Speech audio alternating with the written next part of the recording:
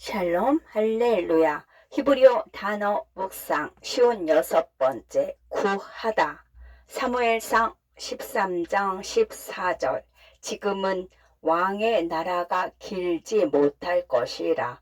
여호와께서 그의 마음에 맞는 사람을 구하여. 히브리어로 자기 마음에 합한 사람이라는 구절은 하나님의 마음과 같은 마음을 가진 사람으로 번역하는 것이 더 정확하다. 그런 사람이 하나님이 찾는 사람이다. 위 연구 구절에서 구하다로 번역된 히브리어는 바케시이다. 이 단어는 피엘 강조 형태로 나타나며 단순히 구하는 것이 아니라 갈망에 가깝다. 따라서 이 문장은 주님은 주님과 같은 마음을 가진 사람을 갈망하셨다로 번역해야 한다. 나는 대부분의 그리스인들이 하나님과 하나 될 뿐만 아니라 하나님과 같은 마음 갖기를 갈망한다고 믿는다. 진정으로 하나님을 사랑하는 성도는 하나님의 마음을 보호하기 원한다. 지난 몇 년 동안 내 삶의 한 가지 주제는 하나님의 마음을 배우고 이해하는 것이었다. 그래서 나는 하나님의 마음에 대해 가능한 한 많이 배우고 내 마음이 그분의 마음과 같기를 기도하며 이 여정을 계속하고 있다. 이제 완전히 새로운 문제는 우리가 그분과 같은 마음을 가질 때 무슨 일이 일어날까? 이다. 최근에 나는 인터넷에서 바흐의 골드베르크 변주곡을 연주하는 뛰어난 작곡가이자 피아니스트인 글렌 굴드의 피아노 연주회를 보았다. 연주를 보고 들으면서 나는 글렌 굴드의 연주에 집중하기보다 어떻게 악보를 읽지 않고 45분 동안 실수 하나 없이 연주할 수 있는지에 더 집중하고 있었다. 나는 피아노를 조금 치는데 몇 년 동안 연주를 하다 보면 손과 손가락이 자동으로 어디 가야 마음이 원하는 소리를 낼 수 있는지 알게 되는 것 같았다.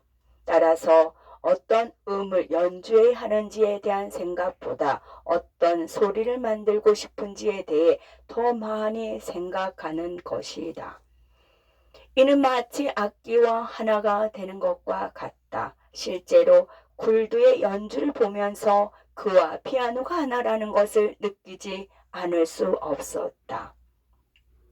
이를 계기로 하나님에 대해 그리고 종종 좋다로 번역되지만 실제로는 조화를 이루다를 의미하는 히브리어 단어 토브에 대해 생각하게 되었다. 굴드의 10손가락은 10가지 다른 음을 연주했지만 모두 조화를 이루었다.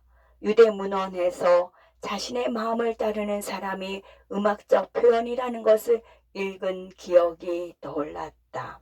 나는 납비의 말을 이해할 수 있었다. 글렌 굴드의 연주를 보면서 그가 청중을 의식하지 않는다는 것을 깨달았다. 그는 자신의 세계에 빠져 있었고 그의 마음은 자신을 표현할 수 있는 피아노와 신비롭게 연결되어 있었다. 피아노는 그가 마음속 깊은 것을 표현하는 수단이었지만 진정으로 그러기 위해서는 피아노가 완벽하게 조율되어 있어야 했다. 이 모든 것을 묵상하면서 내가 하나님의 마음을 표현하는 데 사용하기를 갈망하시는 하나님의 피아노, 즉 그분의 악기라는 것을 깨달았다. 또한 나의 죄로 인해 예수 그리스도를 통해 다시 회복되기까지 나는 그분과 조율되지 못하며 마치 조율되지 않아 연주할 때마다 연주자가 자신의 마음을 온전히 표현할 수 있도록 기술과 재능을 가진 사람이 다시 조율해야 하는 피아노와 같다는 것을 알게 되었다.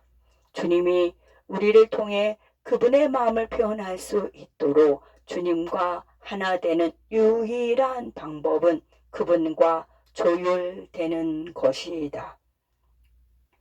나는 하나님의 마음에 대해 몇 년 동안 배웠을지 모르지만 하나님과 조율되지 않으면 하나님은 나를 통해 그분의 마음을 표현하실 수가 없다. 나를 다시